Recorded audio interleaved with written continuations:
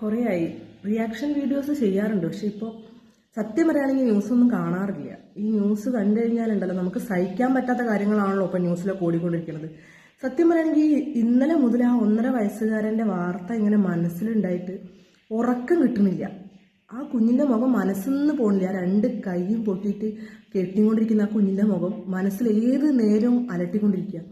സത്യം പറഞ്ഞാൽ ഞാൻ ഇപ്പോഴും ഈ ലോകത്ത് ഇതുപോലെ ഇനിയും ഏതെങ്കിലും മുക്കിലോ മൂലയിലോ ഏതെങ്കിലും രക്ഷിതാക്കളെ ഇതുപോലെ മക്കളെ ഉപദ്രവിക്കുന്നുണ്ടെങ്കിൽ നിങ്ങൾ ഒന്നും ചെയ്യണ്ട. നിങ്ങൾ ഒന്നെങ്കിൽ ഒരുപാട് അവസരങ്ങളുണ്ട്, അമ്മ തൊട്ടിലോ അല്ലെങ്കിൽ വേണ്ട വല്ല അമ്പല നടയിലോ ഏതെങ്കിലും പള്ളീൻ്റെ മുന്നിലോ അല്ലെങ്കിൽ ഏതെങ്കിലും സ്കൂളിൻ്റെ അകത്തോ എവിടെയെങ്കിലും കൊണ്ടുപോയിട്ട് നിങ്ങൾ വെച്ചോ. എന്തിനാ ഇങ്ങനെ കുഞ്ഞുങ്ങളെ ഉപദ്രവിക്കുന്നത്? എന്തിൻ്റെ ആവശ്യം? നിങ്ങൾക്ക് എന്ത് സുഖമാണോ കിട്ടുന്നത്? അല്ലെങ്കിൽ ആ കുഞ്ഞുങ്ങളെ മുഖത്തേക്ക് നോക്കുമ്പോൾ ഇത്രയും ക്രൂരമായിട്ടൊക്കെ ചെയ്യാൻ നിങ്ങളെ കൊണ്ടൊക്കെ എങ്ങനെയാ പറ്റണത്? 51 മുറിവ് ആ കുഞ്ഞു ശരീരത്തിൽ എവിടെ മുറിക്കാനാണ് ഈ 51 മുറിവ്?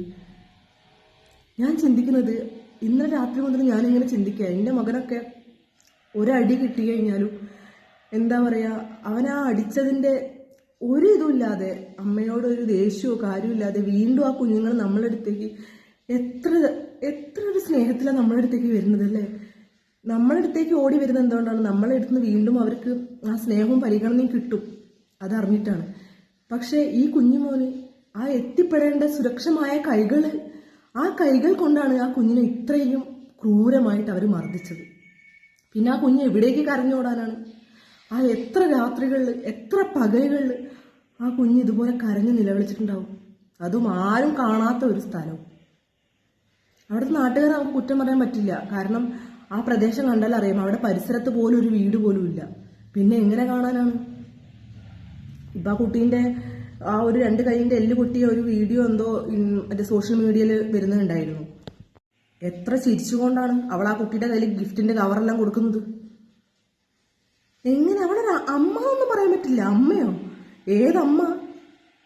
10 മാസം നമ്മളിങ്ങനെ ചുമന്ന് കൊണ്ട് നടന്ന് അത്രയും വാത്സല്യത്തോടെ നമ്മൾ വയറിലുള്ള സമയത്ത് നമ്മൾ പുന്നരിച്ച് കൊണ്ടുവന്ന് പുറത്തേക്ക് വന്നിട്ട് ആ കുഞ്ഞിന് ഇത്ര ക്രൂരമായിട്ട് അതിൻ്റെ മുഖത്ത് നോക്കി ചെയ്യാൻ പറ്റണമെങ്കിൽ മനുഷ്യർന്ന് വിളിക്കാൻ പറ്റില്ല. അതിനൊന്നും മൃഗത്തിനോട് പോലും നമുക്ക് ഉപമിക്കാൻ പറ്റില്ല. മൃഗങ്ങൾക്ക് ഇതിനേക്കാളും സ്നേഹം ഉണ്ടാവും അവറ്റകളുടെ കുഞ്ഞുങ്ങളോട്. അപ്പൊ എനിക്ക് പറയാനുള്ളത്, ഇതുപോലത്തെ സാധനങ്ങൾ, ഇതുപോലത്തെ മനുഷ്യ മൃഗങ്ങളെ ശരിക്കും പറഞ്ഞു കഴിഞ്ഞാൽ ഒരു നിയമത്തിനും വിട്ടുകൊടുക്കാതെ തച്ച് ഇഞ്ചായിട്ട് പുഴുവരിക്കുന്ന രീതിയിൽ നിലത്തിടണം. എന്നിട്ട് പകുതി ജീവനിൽ ഇതൊക്കെ നടക്കണം. അങ്ങനെ ഇതിനൊക്കെ ചെയ്യാൻ പറ്റുള്ളൂ. അല്ലാതെ ജയിലിലേക്ക് അങ്ങോട്ട് വിട്ടിട്ട് എന്തിനാ ജയിലിലേക്ക് വിട്ടിട്ട് കാര്യം?